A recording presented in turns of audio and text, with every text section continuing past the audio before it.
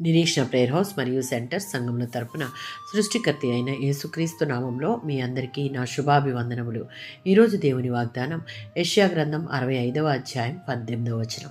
నేను సృజించుచున్న దాని గూర్చి మీరు ఎల్లప్పుడూ హర్షించి ఆనందించుడి. ఈ అధ్యాయంలో 1-16 వచనాలలో ఇశ్రాయేలు ప్రజలు దేవుని ఎడల అవిధేయతలో, విగ్రహారాధనతో, తిరుగుబాటుతో నడిచారు.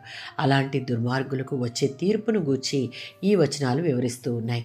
17-25 వచనాలలో క్రొత్త భూమి, క్రొత్త ఆకాశము గురించిన వాగ్దానం చూడవచ్చు. అంటే దేవుడు ఒక క్రొత్త యుగాన్ని, శాంతి రాజ్యాన్ని, పునరుద్ధరణను వాగ్దానం చేశాడు. ఈ వాగ్దాన ఫలితాన్ని 18వ వచనంలో చెప్తూ ఉన్నాడు.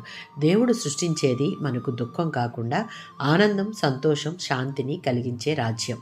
యుగాంతంలో దేవుని శాశ్వత రాజ్యాన్ని నిర్మిస్తున్నాడు. అనగా సర్వలోకాన్ని క్రొత్తగా చేస్తాడు. అందులో ఎక్కడా మరణం లేదు, దుఃఖం లేదు, శ్రమ లేదు, శాంతి మాత్రమే ఉంటుంది. దేవుడు సృష్టించిన క్రొత్త విషయాలలో శాశ్వత ఆనందం ఉంటుంది. ఈ ఆనందం తాత్కాలికం కాదు, అది శాశ్వతమైనది. దేవుడు సృజించుచున్న, పునరుద్ధరించే నగరం దేవుని సన్నిధి నిండిన నగరం.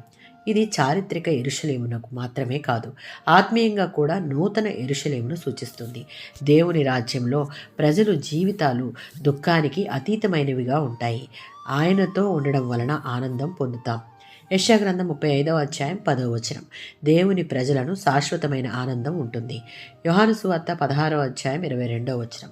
క్రీస్తు ఇచ్చే ఆనందం శాశ్వతమైనది, మన యొద్ద నుండి ఎవ్వరూ తీయలేనిది.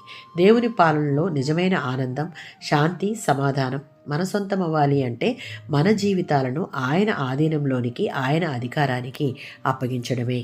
ఆమేన్.